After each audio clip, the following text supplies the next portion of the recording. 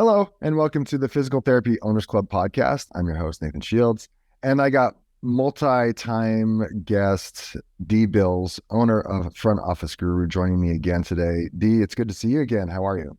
Yeah, Nathan, thank you so much. I always love these conversations. Doing well, focusing on my program and platform and enjoying myself. Cool. You guys, you're making a lot of changes, and we'll talk about Front Office Guru and what you're doing in your future.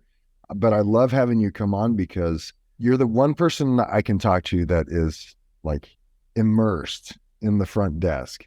And the front desk, there's always something to improve at the front desk typically. And everyone's dealing with it, but not a lot of people are talking about it on how to resolve the issues at the front desk and what we can do. So I highly recommend people look back into our past episodes so you can learn a little bit more about Dee, where she's coming from. She is a physical therapist by trade. Is focused on Front Office Guru now for how long? 6.5 years now. Woo! 6.5 years. Wow. Yeah. And you've been coming on to the podcast with me I've been doing the podcast for 4.5 years. I think it's been 4 years. Right. At least. Yeah. If you don't know much about Dee or Front Office Guru, definitely look at her website. But in short order, Dee focuses on improving the front desk at every physical therapy clinic across the country, essentially, right? Yeah, absolutely. That is the goal. That is my mission, is to help you to help more patients. And that's really where this comes from, is as a PT, helping more patients has always been my focus and my goal. And when I can help your front desk to manage people better, then they can help more patients. And you don't have to suffer the effects of that empty schedule or that lack of collections. So some of the important topics that we've discussed in the past episodes have been important KPIs surrounding the front desk, how to find the right front desk person, the right personality, characteristics, traits, etc. What else? Do you remember what else we've covered? I don't know. I just had that open the other day because we were doing some work on the website, and I was like, what was it that Nathan and I did? Let's see here. I think those were the last two topics. Those were the two big ones last year. We got off on two tangents last year and ended up with, I don't see it right now, but I literally just had it open the other day. Something was hiring, KPIs. Maybe one of them, no, that was last year. It was the ideal, like finding the ideal person. But I think we actually did a whole another talk on hiring or maybe managing your staff, something like that. Probably and then how to manage them. Yeah. Go check it out. It's pretty cool. We always have so much fun. That's my favorite thing here is I always have so much fun doing these talks with you. We should do more. Well, yeah. And I'm totally open to it. But today I get excited because I always like talking about money. And at the front desk, so much transaction is happening, right? Yeah. Money's not passing hands between providers. It's not passing hands between the owner and the front office manager, or the techs typically aren't involved unless they're helping at the front desk. But the money part, and so much can happen simply because we're talking money, that at the front desk, those patient care coordinators, whatever you want to call it, have to be capable to have solid conversations around money. Yeah. And the way you put it, there's a button for everyone. I mean, there's something emotional, there's something psychological. This isn't musculoskeletal. There's something around money that has to be addressed first with the front desk so that they can handle it appropriately, and then with everyone else on the team. And so that's why I'm excited to talk to you today about money and how to handle money at the front desk. Where do you want to start? Yeah, I mean, I think back to when you were a PT, like when you were treating, you're a new grad, and did you come out of school like I did? Like you were there to help people. You were there. You were so excited to help. I don't know about you. I know when I graduated 1 million years ago, I had this belief that, well, I'm there. You should come to me because I can help you. And I was just the opposite. I was so scared someone was going to figure out that I had no clue what I was doing. I was there to help. I was there to help, but I knew I looked at other providers. I'm like, oh, you guys are amazing. You actually help people. I'm just some kind of slub that's trying to get by. I was so scared to see a new eval on my schedule. I was so scared. And then I actually started getting results and I'm like, oh, maybe I do know how to do some stuff. And when patients had positive results, I was just as surprised as they were. It's so funny. Yeah. I mean, don't get me wrong. I remember being like a new grad, but for me, it's more just that I think, years ago, I mean, I've been around a long time, almost 30 years as PT, as student, 35 years, if I look at my career as PT. And the biggest thing that's changed is that conversation around money. You've got inflation at its very highest. You have reimbursements at their probably very lowest. And you have patient responsibilities also at, in most cases, the very highest it's ever been. We could do a whole conversation on how corrupt the insurance system is, like on my passion on that. But it really is a button. You could push anybody could push your button on money. Anybody could push my button on money. And when I say button, I really mean like, think of that big red button that causes a reaction, physical and a mental, emotional reaction that a patient or someone else could have around money, right? And money elicits multiple emotions. Think about it. If you find $100 in your back pocket, how are you going to feel right now? Oh, changes my plans for the weekend. Okay. I pull a purse off the shelf, there's $20 in it. I'm like, hot dang, like party time, like I just found $20 I didn't know I have, right? But it can also elicit a negative reaction. So think about a time you got a bill that you weren't expecting. How did you feel? Yeah, crap, not again. Yeah. And that is like probably the lightest reaction, right? For some people, it absolutely elicits the feeling of fear. It can elicit tears, right? If you've ever gotten a healthcare bill or a car repair bill or you came home from vacation like Mike and I did one time and your refrigerator decided that was the moment that the hose on the back was going to leak all over your brand new hardwood floors into your it can elicit an absolute ruined feeling. Finding out that you have to pay for something that you didn't really think you had to pay for, or maybe yet you didn't think you needed to pay for. Right. So think about like that negative reaction. That's the one that most of us worry the most about when we're talking to patients. Right. And it comes from the space of it. And I recognized as I had to look for front desk people, it starts with that front desk person being confident enough to talk about money. If they have buttons and they have triggers or whatever you want to call it regarding money, then you know that they're going to handle it in kind with the patients that they're asking money from. Yeah, exactly. Think about it. Like you're paying someone, I know across the country it varies, but let's say, you're paying someone $20 an hour and they have to look a patient in the face and tell a patient that that patient has $100 or $50 even per visit charge. That can come into play. In fact, we spend so much time, the front desk, all of us worried about what a patient's going to do or say when we tell them that we're out of network or that when we tell them that they're going to have a $4,000 deductible. And yet the biggest thing we should be looking at is our staff, because that's where this conversation starts. It doesn't start on the receiving end with the patient. It actually occurs from what comes out of your mouth comes out of your team members' mouths, and they have to feel good about it. They have to leave their stuff at the door and not bring their own emotional reactions to this discussion. Yeah. And you think about what it does for the negative effects of not being able to handle the money conversation at the front desk. So copays, deductibles aren't getting collected at the time of service. And front desk personnel think, well, we'll just collect it on the back end. And you and I both know that you're getting dimes on the dollar for every collection that doesn't happen at the front desk, right?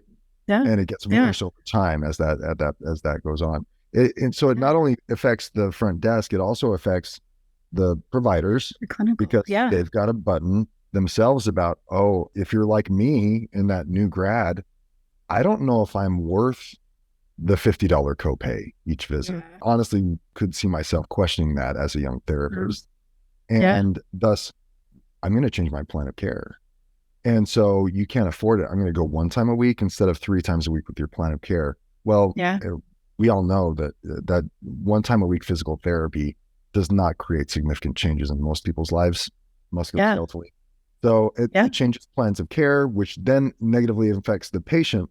And then their patient now recognize that physical therapy has little value because my plan of care was less than it should have been. And it's all because we couldn't hold the money conversation. Yeah.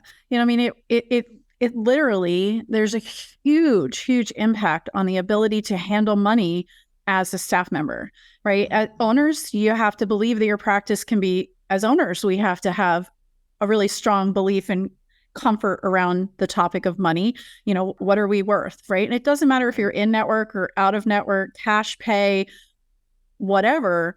Money becomes this thing that sits there. And, if you look at the front desk, obviously we said, but you think of clinical, one of the policies we have in our practice is you cannot alter your own integrity, your own education for what a patient says, right? So if you as a provider tell me it's going to be 14 visits, you have to stick to that. In spite of any objections. Yeah, because in spite of the financial situation, that's what's in the best interest of the patient. Right. That's the button. That's the other good thing. I'm glad you said that. That's the button kicking in. If I have a button on money, the objection I'm going to throw at you is, oh my God, that's so expensive. Oh, I can't afford twice a week. Or I could at that point say, I don't have enough time to do twice a week or 3 times a week. So, and so then it carries over across all of us. And if we alter that plan of care, right? So if your clinical staff alter their plan of care, oh, we're going to drop her down because she can't afford it, and they don't handle that objection, or they're not comfortable handling that objection, or what happens is they fall into agreement with that patient. And now, like you were saying, as a new grad, you worried about your worth. One of the things we see a lot with PTs is where they fall into that agreement that, well, we're just going to do twice a week. Or they fall into that, right, 3 weeks in, we're going to put you on a maintenance plan because you could probably do it at home.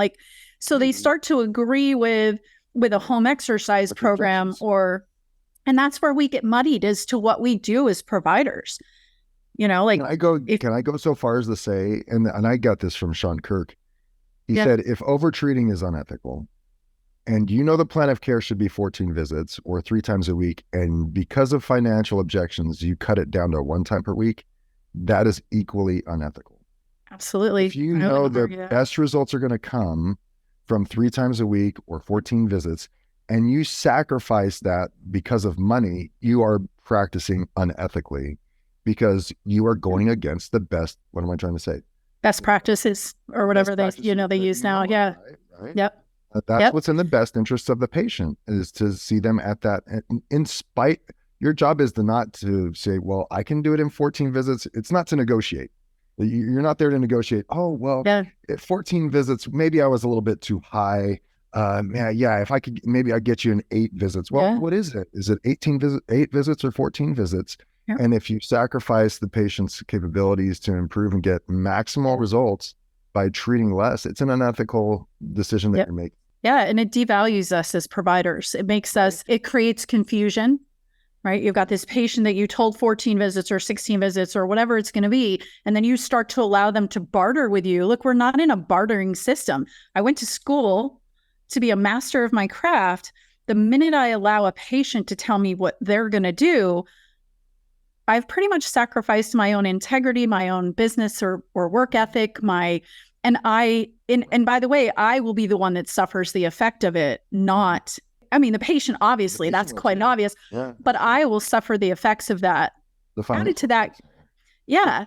So, one of the things we try really hard to help PTs understand, and it's something that, look, I don't know about you, but I didn't learn any of that in PT school. I learned it from the School of Hard Knocks, and I am that type of person that will handle it with patience. But for some PTs, like the new grad you described yourself as being, you have this question of worth, but you still want to make $90,000 or $100,000 a year. It's like, I want to make that.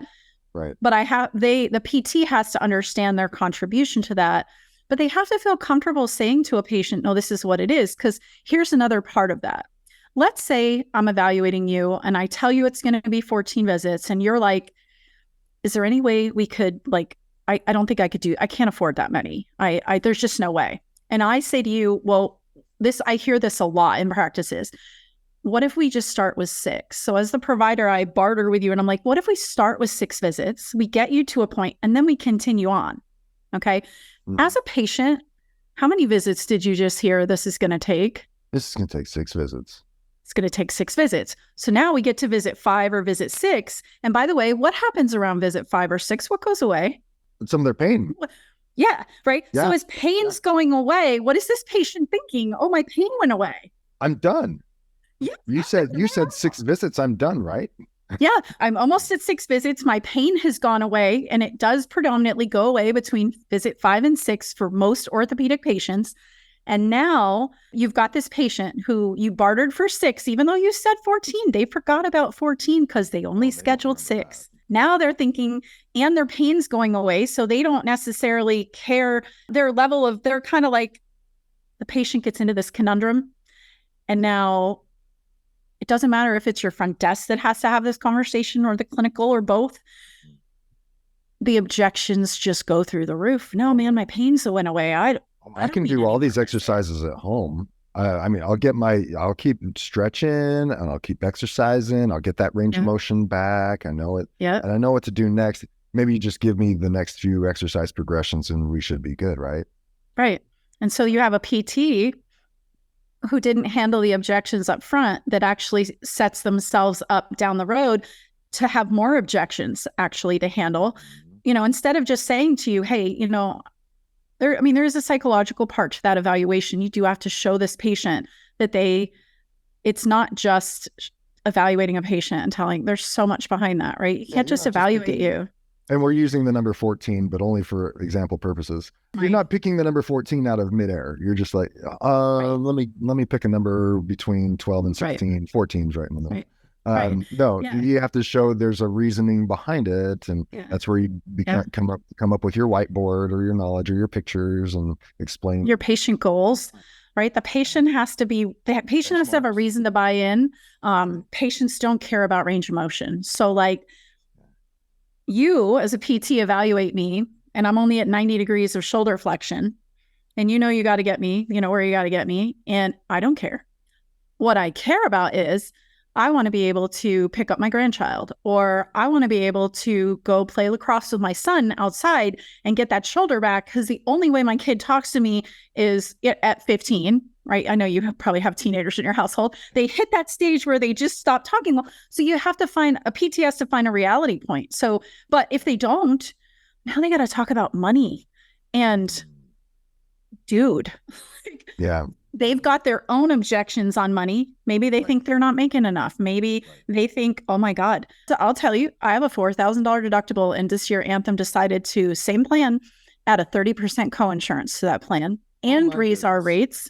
So I have my own, financial nightmare, and I still have two of my children are on my insurance. So we have a $4,000 per person deductible, right? Wow. So that is a button. Bugs crap out of me for many other, the whole health insurance thing. But you got patients who have that. We can't alter our integrity. We can't alter what we do, because when the minute we agree with somebody else's choice, even though we know it goes against our own, that is as providers, as front desk, that's our ruin. That's where turnover happens, actually. That's where so many PTs became dissatisfied. I can almost guarantee you why so many PTs became dissatisfied with outpatient orthopedic PT is it's like a failed purpose. If I can't get you to do 14 visits, and again, this is just my number that I use all the time in these talks, but if I can't get you to do 14 visits, okay, now I start to barter. So I sacrifice my integrity there. And then I get to those patients that really just think I haven't shown them the purpose of doing these exercises with me. So now I fall into that agreement of, you could probably do this at home. Yeah. And eventually you become dissatisfied with what you're doing. There is a case of ruin around not being comfortable handling that. It's you focus on the front desk, and we can start there. I do. So let's get down to brass tacks. How do you start this conversation with your front desk to be more comfortable around money conversations? Yeah. So there's a lot in that. The first thing is it's really looking at them and finding out like what their comfort level is, what is their button on money, how do they like you're hiring, right? A great hiring question is really to talk to somebody about how do you feel talking about money to somebody? How would you feel telling me that I have a $4,000 deductible and a 30% co-insurance? You're basically in that moment telling me, based on reimbursements, that I'm never going to hit the point where the insurance kicks in. You have to really have that conversation. In fact, I was just going back and forth with a client's patient care coordinator this week, kind of his manager / patient care coordinator, and they're out of network. And one of my questions to her was, how do you feel when you have to tell somebody that they're going to be out of network and that they're going to be paying $150 or whatever it is a visit? Right. Yeah. And I'm waiting to hear back from her. She did message me back earlier, so I'm going to listen to it later, but it's really just helping them to look at that. That's one. I'm glad you brought that up as part of the hiring process, because you don't want to have these conversations post. But I mean, most of the people listening, they've already hired the people, but you can start having this conversation just like this anyway. But if you're in the hiring process, I love this as well, because I would have the same conversation or same question for my candidates that I'm interviewing. And I would ask them how they handle asking for money. The two personalities, and you can add to this, that seem to have done the best for me in collecting money at the front desk. And number one is the person who's able to objectify it. She keeps emotions out of it. Yes. This is your plan. You signed up for this, or this is what you have. It's not a reflection on us. And put it outside of herself. And this is not me. This is you. I'm telling you your plans as or your plan benefits as a courtesy. Yeah. And what you have, and if you want to receive our services, is blank. And she was very flat about it, no emotion, just communicated the data, and that was it. And she was awesome about it. And if they didn't pay or didn't want to pay, she said, well, you owe this. This is what your plan is. And like, take it or leave it, essentially, is where she was with it. And she was amazing. The second personality type was, and I loved these front desk personnel, because they thought that what we were doing in the back office was straight up miracles every day. Like, they were so bought in to physical therapy that we did particularly. And sometimes they were past patients of ours that came back around or had physical therapy in the past, but they believed that physical therapy was straight up magic. It was the best thing in the world and everybody needed it. And they couldn't understand why you wouldn't pay for it when you would obviously pay for your kids to do it. You'd pay for your dog to get the therapy that they needed if they were injured, but you won't pay for it for yourself. They were just over the moon excited about what the services we provide. Those are the two personality types that I've found worked best for me. And it's funny because it kind of goes along with all my training and other things I do. Number one, you have to leave your own personal, how do you feel about leaving your beliefs at the door? So that first person you mentioned, like, he or she obviously could just be like, this, like, yes, I may not be able to pay that, or like, I don't bring my worries into that conversation, but that's something you see very commonly. And we can talk about like what you will see as an owner when somebody's uncomfortable talking about money. But that is one of the things you see where people bring their own baggage, right? If I bring my crappy deductible and co-insurance and nightmares to the conversations I have with a practice owner or a patient or whatever I'm doing, it's like I'm creating a barrier right here before I ever get started. With the person, the second person that you mentioned, right? Another great, you just brought up like another great question that you can ask somebody that you're hiring for your front desk is, have you ever had physical therapy before? But you don't stop there. You don't just go with the person who goes, yeah, I had physical therapy before. You got to find out how well that physical therapy went. Because if they weren't a patient of yours and you can't follow that process of, oh man, she had the best experience ever. She refers 80 people to me, and it's somebody coming from somewhere else. Well, we all know that, and there's a lot of, like, we could go into a whole conversation about that. There's a lot of factors why people stop physical therapy. It's not that PT sucked, but you can bet that's the story you get from that person, that patient or that person in that moment, and you won't know, right? So it's always good to say, hey, Nathan, tell me, have you ever had physical therapy before? Yeah, I have. well, tell me about that. How did it go? And you're like, dude, I had this ACL tear and it was like the worst thing ever. And I didn't think I was ever getting back to sports and life and this and that. And they were the kings. You know what I mean? Whatever. And is exactly what you're saying. So it's not just that they have this innate belief. You can also find out, have you had PT before? Because if they've had it, yeah. Or here's another one. Have you ever had an injury that you didn't handle? Think about it. That the reverse of that too. We ask that question a lot, very often is because here's the thing. I've had people that worked in my clinic at my front desk years ago, and they would come in with a back problem or a hip problem or whatever. And we'd be like, free care, schedule yourself an hour, like put yourself on the, I'm telling you as an owner, put yourself on the schedule. If you're a crappy patient or you just keep complaining about that problem and you're not handling it, you're definitely not going to handle somebody else on that problem and like show them you see how there are a lot of ways you can get super creative on this, but it's really about looking at there's psychology behind it. For those of you PTs like me that hated your psychology class at the time, it's going to do you some good here.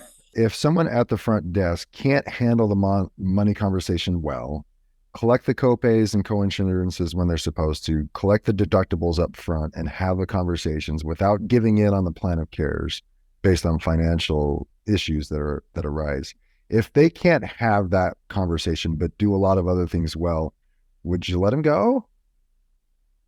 I think it depends on what your staffing looks like. We actually have levels at our front desk. So if we're fully staffed, we have multiple levels. So you're a new hire, right? There are things I'm going to get you through. My ultimate goal is that all of my staff would be a level 3, meaning you can handle everything, right? You have to look at very often if somebody can't talk about money, they're going to be their own. In many ways, they end up being their own destruction. It's kind of like the conversation I said. It starts showing up in other things. Well, it's like a failed purpose, even as a PT, right? So very often, like I look at things in reverse. I want my front desk, your front desk I want them to be superstars. I want them to feel as good as I would want my clinical staff because they have a huge role in helping people. You want them to love the job. Yeah. And they are aligned with the purposes, right? Yeah. So going back to what you said earlier about, they do have to not only leave their issues their own issues at the door, but they also have to be very comfortable at just talking about it with a patient and not becoming the effect of whatever the patient throws at them. So, and again, it's very easy. People who, I would say in PT practices, we hire some pretty caring, like we don't have that witch behind the window. We legit have people who are very caring. They fit our vision. Yeah. That we have to be careful with as well. I don't promote the witch behind the window, but we have to help. We have to have a balance because that person, they could be too compassionate. And that's where we get bit in the butt. That's what we're talking about. You sacrifice the 3 times a week for 1 time a week because of you care enough to take that into consideration. And that compassion hurts everybody. Physical therapists like to be people pleasers. Yeah, we really are. And part of it is that true care and that desire. We have to separate the two. I can absolutely love you and care about you, but I have to look and keep my true purpose, which is to help you recover from that injury. And your front desk has to have that belief as well and understand. Think of it this way. Here's another great question you can ask in an interview or to current staff. I went in my training, I actually talk about this, but think about it this way. If I allow you, I don't care who it is in your practice, whether it's clinical or front desk, if I allow you to not schedule and arrive, and it is an allowed thing because there is totally a way to handle everybody to keep them from canceling and all of that, right?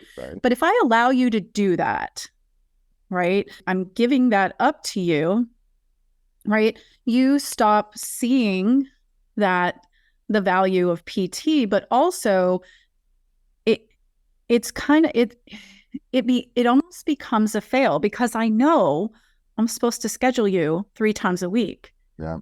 So what happens, but it's also the money conversation, right? If I allow my money issues to come into play, it's the same thing. I don't handle your upset or whatever about money. So, but it is doable, right? Think of it this way. That's where I was going with this. Sorry, old lady brain. If you don't get the help you need with us, where are you going to spend your money? Mm-hmm. Think about it. I was at a boat show last year with Mike. We were wandering through, just having a fun afternoon, dreaming on these $1 million yachts that just happened to be there. And there was a dude there with the massage guns, the really powerful ones. Uh-huh. Yeah, he's like, yeah, all you boaters that have back pain, I got this, $150 product I'm going to sell you. So if we don't, the thing people have to understand is somebody will always spend money to solve their problem. Right. They are going to spend it. They can either spend it with you where you can help them, or they're going to buy a bunch of crap that sits on a shelf that may make them feel good for 5 minutes, but doesn't solve their problem. Right. And so most front office staff say that. Oh, yeah, sorry. Exactly. Yeah, I like the verbiage on that. So how do you handle this issue with the front desk person to start with? Because we need to, how do you train them to handle that button? Yeah. So the first thing you have to do is just really listen to them. Be up there, be present, or better yet, you pretend to be a patient. Have them explain cost of care and benefits to you, right? But it's not even, before you even role play, it's truly just listen. Just stop and listen to your front desk. What you will very likely hear, right, is as they're presenting it, I sound pretty confident, right? I'm pretty confident in myself. If I'm explaining benefits to you, and I say to you, let's say it's not me, it's somebody else. And they're like, so Nathan, we verified your benefits the other day with Anthem. And according to Anthem, you have a $4,000 deductible and a 30% coinsurance. And the good news is you don't really have any authorizations or anything that you need, but it's going to cost you between $100 and $132.52 per visit for therapy, right?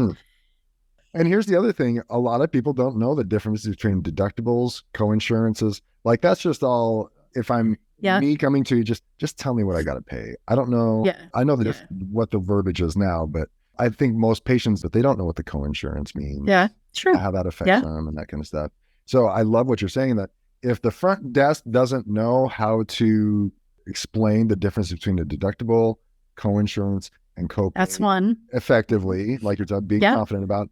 And then they're just assuming right off the bat that this is going to cost you a lot of money, and I don't think you can pay it. That's how you came across. That's their baggage. That's their baggage coming out of their mouth. You could be, I know you are a CEO, but like this was very real to me years ago. We had this guy, he came in, he needed 3 times a week. His doctor was like adamant. The dude was shoulder reconstruction, and we were going to start with him from day one passive. He didn't care. This is just how it was going to be. And this guy gave my front desk like some whiny, I tell this accolade to other, like my little story, but he gave my front desk this whole whiny thing on oh, I can't afford this. I can't afford this. And they were like, they just jumped to, well, what if we do a payment plan? I don't recommend that either, because the minute you become a payment plan, you become the bank. And I don't know about you, but the last I checked with PTs, we can't afford to be the bank. So not only do we have to listen to our staff, we have to give them the right scripting, the right education for handling those objections to money and being able to recognize it. So here's the other thing. It's not just how I explain it to you, right? I have to sound confident. Okay, Nathan, so we went ahead and we verified your benefits with Anthem.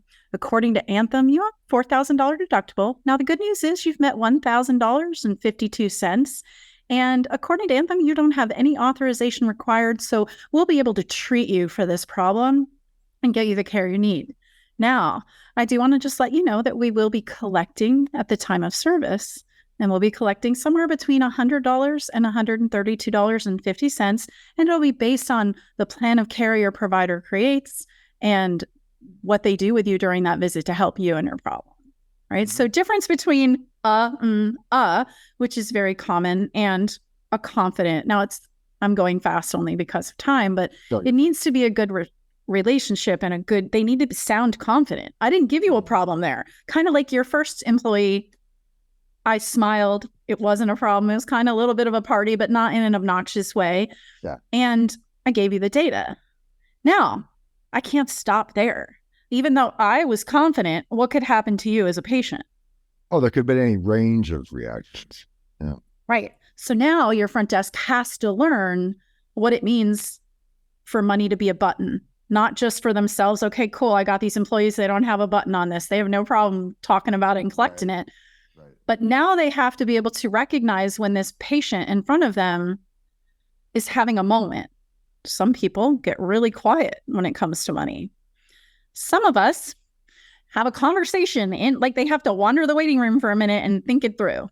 Yeah. Right. I had this happen where I blew a tire on my car and they told me I had to replace all 4 and the blood drained from my face. And I was like, oh my God. And so I looked at the young lady and I was like, I'll be right back. I wandered outside for a minute, took a deep breath, looked at what I could do, walked back inside, and we were good to go. Right. But very often, the minute a patient has a reaction, if they're not really well trained, the front desk takes a step back and they panic with the patient because, oh my God, what do I do with this person? Mm-hmm. Or maybe my own objections or worries start kicking in, or they either backpedal or they get defensive, and either one is good. Yeah. The last thing you want for them is to get defensive in an argument. Yeah. Exactly.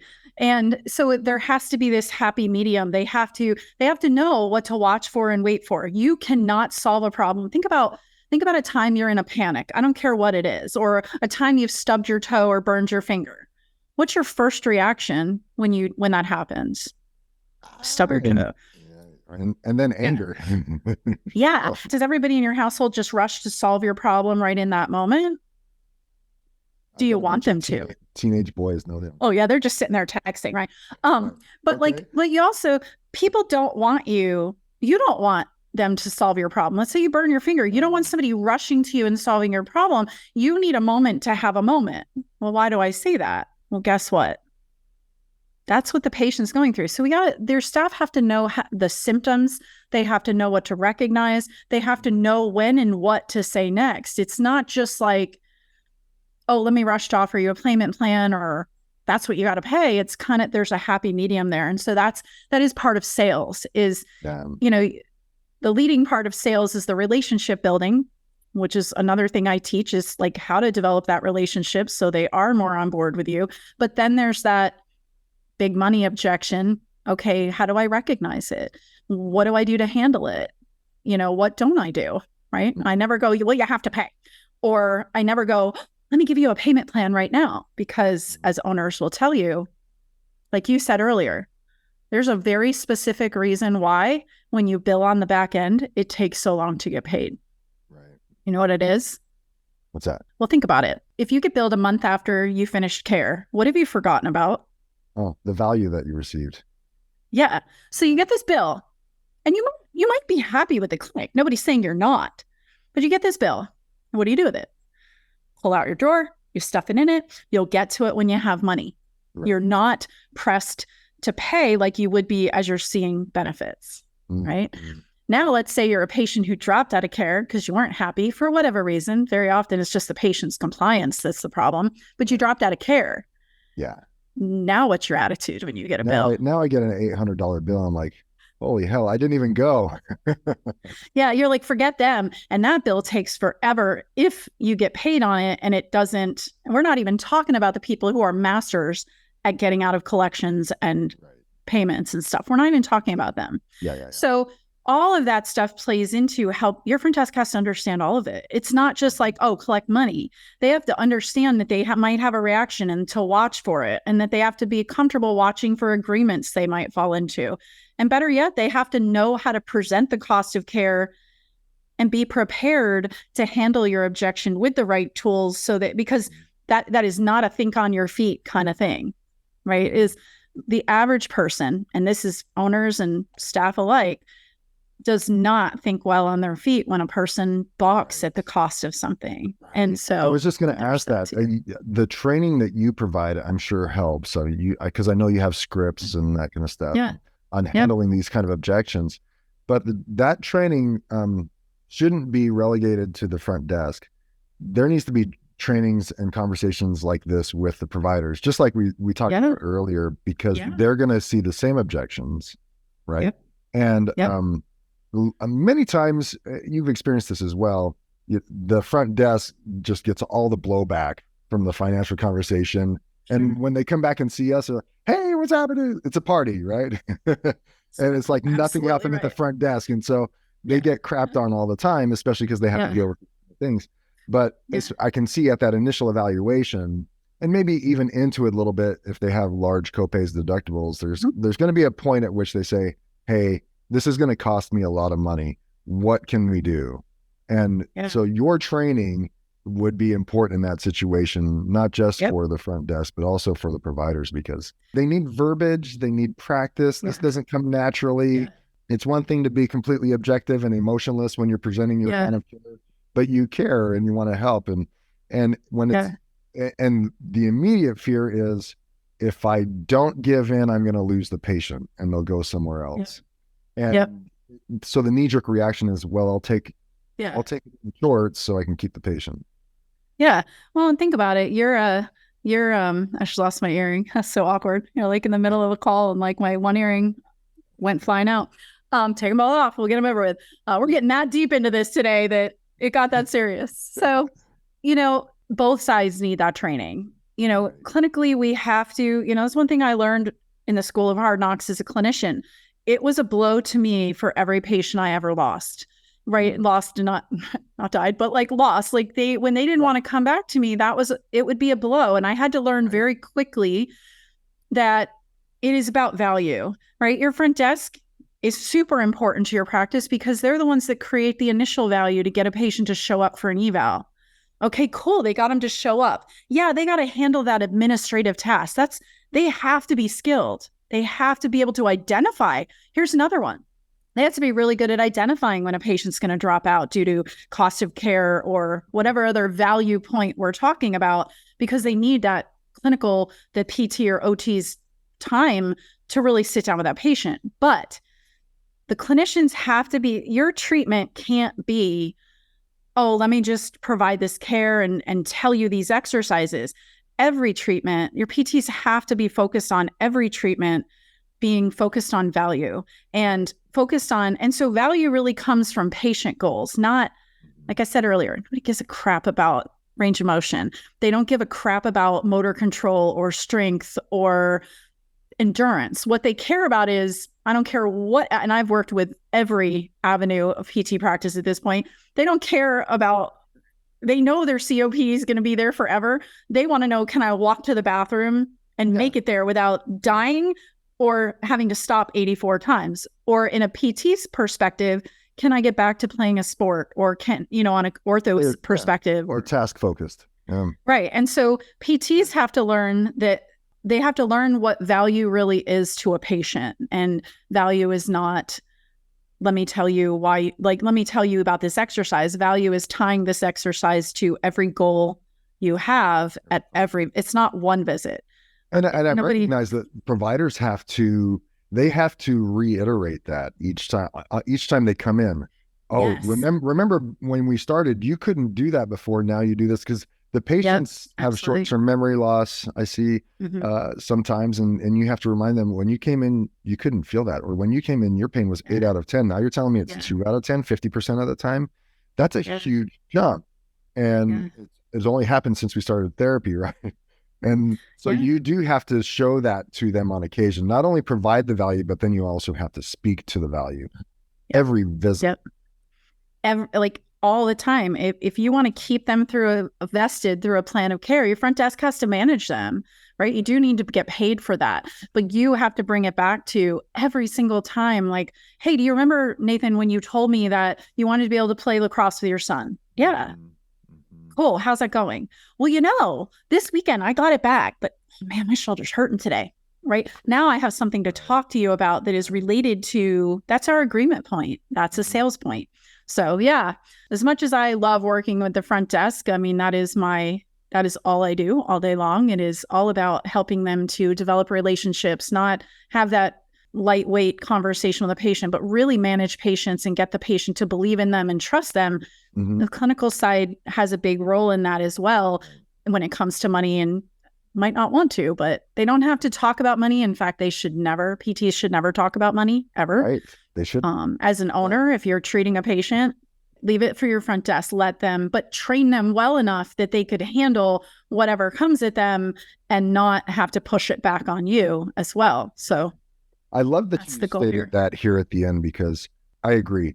The providers should not be negotiating their plans of care and the financial situations at initial evaluation. It needs to be, this is my prescription for you. You, just like a doctor prescribing a medication, you need to take this twice a day for the next 2 weeks. We should be prescribing physical therapy. You need to come and see me 3 times a week for the next 4 weeks. And no doctor's going to say, well, you can't afford it, so just take 1 pill for the next week and we'll see how you do, and then come back and we'll maybe change things around. You need to prescribe it like a medical provider. And so you give them that. And I love the way that you said they shouldn't be having the financial conversation. If they have financial issues, they need to then go talk to the front desk about that. And the front desk then needs to be prepared to handle that. And a good front desk will be trained on the financial policies of the business, which means the owner has to have already laid out the financial policies of the business and what tools the front desk can use at the front desk to help those patients that have financial issues. But I'm glad you shared that at the end, that these conversations should be happening in the treatment room anyways. No, because you need to focus on the patient goals. If you muddy those waters, it makes it so much harder to have that conversation. Oh, you're concerned about the cost of care. I'm going to have you talk to one of my care coordinators before we're done today. I'll let them have that conversation. Let's focus back on your goals today. How did you do with X, right? And it is all about their goals, right? It's not about the money is a reward. The patient should be rewarding you here's an interesting way to look at it as a PT. The patient should be rewarding you in the practice for the good works you do. Now, if you're doing crappy work, all right, I can understand why somebody's like, dude, I don't want to pay for that. But I don't know that many outpatient or, any outpatient PTs that are, private practice or smaller practice for sure. They're really vested in their patients. I mean, I really don't know too many patient PTs that are crappy PTs. It's truly about help. And so you should stay focused on your patient goals, because the payment is a reward for what you did, and look at it that way instead. And last thing I want to say about it is, you talked about value, and therapists have to recognize their value. The front desk needs to recognize the value that's being provided in the back office. Yeah. But it starts at the top, right? We didn't talk enough about how owners need to value what they're providing to the community. Yeah. And if the owners don't believe strongly that their clinics are providing value and a great value to the patients and the communities that they see, it's going to be hard to push that down the organization. Yeah. If they don't truly believe it, then the provider's going to be like, well, the owner he's not collecting copays, or he's treating people for free all the time. Then they're going to question the value they provide. And then if the front desk sees that, then it's going to be hard for them to toe the line. I mean, they are the front lines of the effort. And so it's going to be hard for them to say, well, you're supposed to come in, you need to come in 3 times a week. The patient has some kind of upset, so they go back and talk to the provider. Hey, he's having an issue with 3 times a week, and the provider's like, maybe I'm not so valuable. Go ahead and make it 2 times a week. And then so are you valuable or not? So I can see how that question of value needs to start at the top and be pushed down into the organization. Yeah, and hopefully not pushed. Hopefully they all buy in. Well, pushed, when you and I talk, when we talk pushed, though, we're talking more about we're pushing that message down, not the force of not the shoving you. Right. Yeah. It's promoting what we're doing through the organization. Right. Exactly. And it can be hard sometimes because, owners get a lot of stuff pushed at them. They hear people, I want to make this much money, but I can only do this. And then the owner can fall out of their own integrity as well. I remember that. I remember Mike hiring a PT one time, and I was like, we just paid how much money for her? And so I was like, oh, like anytime there was a patient that needed to be seen. I was like, obviously if her schedule had an open spot, it was like, it was going to her.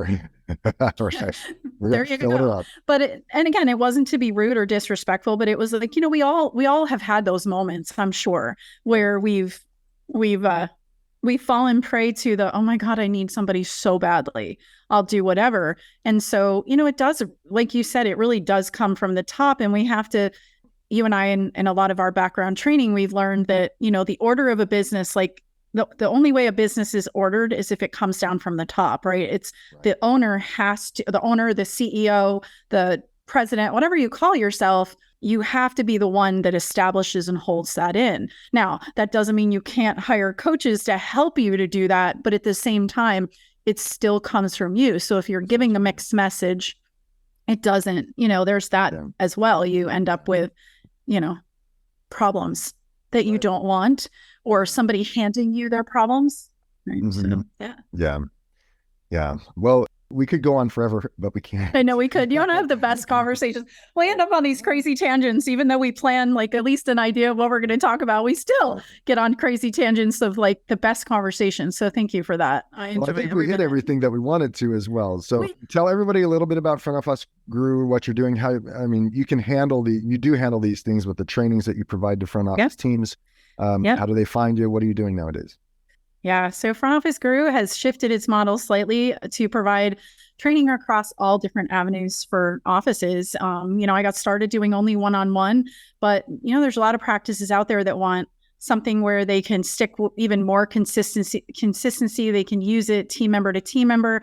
So now I have online virtual training for your front desk where you can get started right away. You can assign your staff seats into this course that I have, and you guys can either focus on the entire path, start to finish, from the first phone call all the way through, fully scheduled out, managed, handled plan of care, preventing drop-offs. Or you can say, I really got to handle this one problem. Cancellations is a big one. Right. And they jump to that first. So there's no control on it, no limitation, but it's consistency. Have a staff member that leaves. Okay, so what? Remove them from the academy and assign that seat to your next staff member. I don't punish for turnover. Dear Lord, that would be great for me, but painful for everybody else. And that's not what I want to do. But the virtual academy is designed to provide a consistent message for your team and give them the training they need to handle. This is one tiny piece of what they have to handle every day. So that's what we're here to do. That's awesome. And frontofficeguru.com, is that it? Yep. You can check me out at frontofficeguru.com. If you want more information on the academy, you can also look at frontofficetraining.com. So that is my baby. Yeah. Awesome. Cool. Thanks. Well, it's great to have you on again. Of course, we'll be coming back at you again sometime in the future. I love it. All right, cool. Thanks again. Thank you, my friend. Yeah, absolutely. Thanks so much.